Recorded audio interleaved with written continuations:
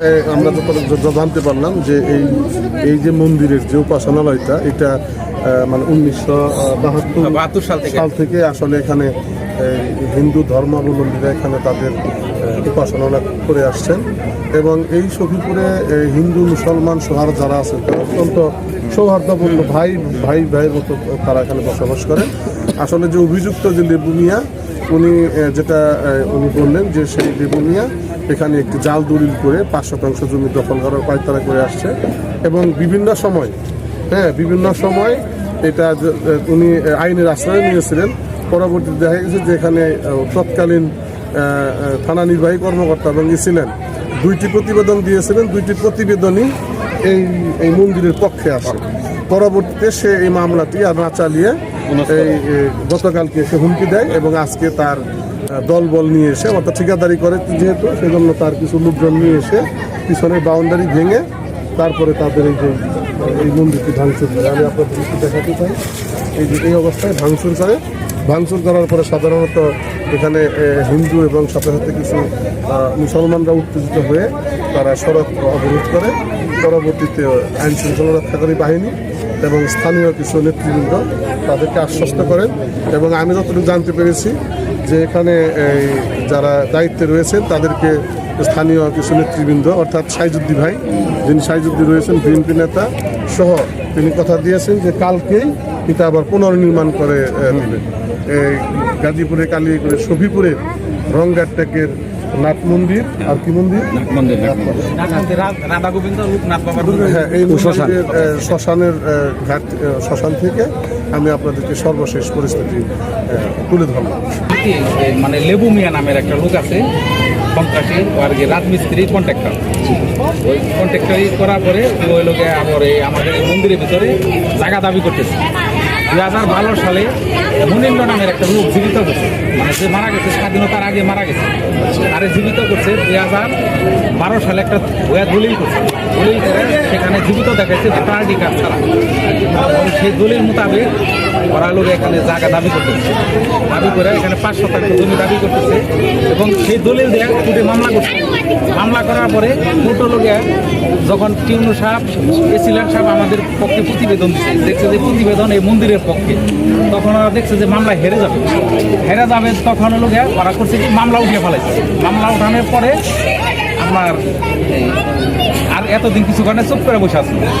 চুপ করে বসে থেকে যখন সরকার পরিবর্তন হয়েছে ওরা একটা মাথা ছাড়া দৌড়ছে বিভিন্নভাবে রাজনৈতিকভাবে করার জন্য, যাতে একটা ফায়দা লোটার জন্য। প্রশাসন দুর্বল থাকে। গতকালকে আপনার সাথে কি কথা হয়েছে? গতকালকে আমি যখন দুপুরবেলা লাঞ্চ করতে আসি বাসায় তখন মোটর সাইকেল নিয়ে আমার ডাক দিচ্ছে, ডাক দিয়ে বলতেছে যে দাদা একটু কথা আছে। আমি বললাম কি কথা? বললো যে দাদা আপনাদের মন্দির আমি দখল করি। আমি তো মন্দির দখল করবা কেন? যার কাছে টাকা নিচ্ছ, যার কাছে তুমি করছো তার সাথে তুমি দেখা করো, তার সাথে যোগাযোগ করো, তার কাছে তুমি টাকা দাবি করো বা তার জমি দাবি করো। তুমি মন্দির দাবি করবা কেন? মন্দির হলো সার্বজনীন, সকলের এটার অংশগ্রহণ করে, এটা সবার সম্পদ। এখানে তুমি দাবি করলে সমস্যা হবে। পরে বললো যে আমি পারবো, ই করবো, দাবি করবো, তোমরা পারলে থাকায়ও আমি প্রয়োজন তোমাকে মাথায় বেরামো, কিন্তু পার আগে আগুন ধরে পুড়িয়ে ফেলাম। কিন্তু গতকালকে হুমকি দিতে আমাদের হিন্দু পার আগুন ধরে পুড়িয়ে ফেলাইবো। শুধু তাই নাই, আমরা সারাত্রি কালকে রাত ধরে পাহারা দিছি। পাহারা দেওয়ার পরে আমাদের সকালবেলা ভোরে আমরা ঘুমাইছি। ঘুমাসার পরে কেউ 10টার আগে আর কেউ জাগনা পায় না।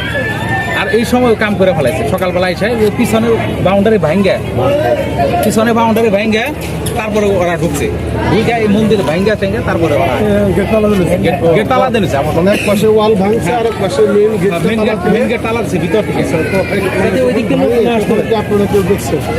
ভাঙে, হ্যাঁ সবাই দেখছে, আমরা ভিডিও করছি।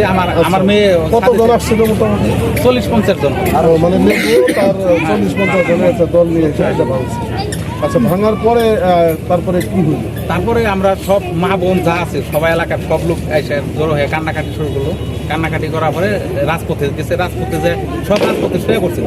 প্রায় 3 ঘন্টা গাড়ি বন্ধ, প্রতিবাদ জানাইছে। 3 ঘন্টা গাড়ি বন্ধ ছিল। পরে আমাদের এখানকার পৌর আওয়ামী লীগের আছে সাইজুদ্দি ভাই, বিএনপির নেতা, উনি আপনার এই সাইজুদ্দি ভাই আমাদের সান্ত্বনা দিয়ে আমাদের সবাই বুঝিয়ে টুঝে অবরোধ থামিয়ে নিয়ে আসছে। তারপরে আমরা এখানে ওনাদের কাছ থেকে শুনতে পাচ্ছি স্থানীয়ভাবে যারা আমাদেরকে একটি স্টেটমেন্ট দিয়েছে যে লোকটা এই ঘটনাটা ঘটিয়েছেন উনি একজন সাবেক যে আওয়ামী লীগের সাধারণ সম্পাদক যে জাতীয় সংসদ নির্বাচন করেছে আওয়ামী লীগের পক্ষ থেকে, তার একজন সক্রিয় ভোটার কর্মী ছিলেন, এখানে নির্বাচনী কর্মী ছিলেন, এবং এখনো ওনার সাথে তার যে কিছু কনস্ট্রাকশন কাজ চলতেছে বিল্ডিংয়ের, সেই বিল্ডিংয়ের দায়িত্বপ্রাপ্ত আছে। তো আমরা তাকে এলাকায় আমরা খোঁজাখুঁজি করছি, আমাদের লোকজন তাদের চেষ্টা করছে, স্থানীয় পুলিশ প্রশাসনও চেষ্টা করতেছে। তারা এখন এই পরিস্থিতিতে এইদিকে রাস্তাটা অবরোধ করে আছে, সেখানে তারা নিয়ন্ত্রণ করার চেষ্টা করতেছে। আমরা তাদেরকে অবৈ দিয়েছি যে ইনশাল্লাহ যেটা হয়েছে আমরা দেখছি, এবং খুব দ্রুত যে এই ঘটনার সাথে সম্পৃক্ত ব্যক্তিকে আমরা দ্রুতই আইনের আওতায় নিয়ে আসবো এবং সামাজিকভাবে আমরা তাদের বিচার করার চেষ্টা করবো। এবং পাশাপাশি আরেকটা জিনিস যেটা বলেছি যে এখন থেকে আমাদের দলীয় নেতাকর্মীরা ঘটনাস্থলে থাকবে এবং তাদের নিরাপত্তার জন্য সকল প্রকার ব্যবস্থা করা হবে। তো আমরা এটা হলফ করে বলতে পারি ইনশাল্লাহ এই ধরনের কোনো ঘটনা আমাদের দেশে তথা কালিয়াকৈরে কোথাও এই ধরনের ঘটনা ঘটে নাই। ওর থেকে ঘটনাটা ঘটলো, আমরা এটা কমিয়ে দেখার চেষ্টা করতেছি। আপনারা সাংবাদিক ভাইরা আছেন, আপনারা আমাদের সহযোগিতা করবেন, এবং এখানে যারা আমাদের মুখ্য সম্পাদকের ভাইরা আছে তারাও আমাদের সহযোগিতা করার জন্য তারা বলেছে, আমরা তাদেরকে সহযোগিতা করছি এবং তাদের নিরাপত্তার জন্য সর্বোচ্চ ব্যবস্থা আমরা গ্রহণ করেছি।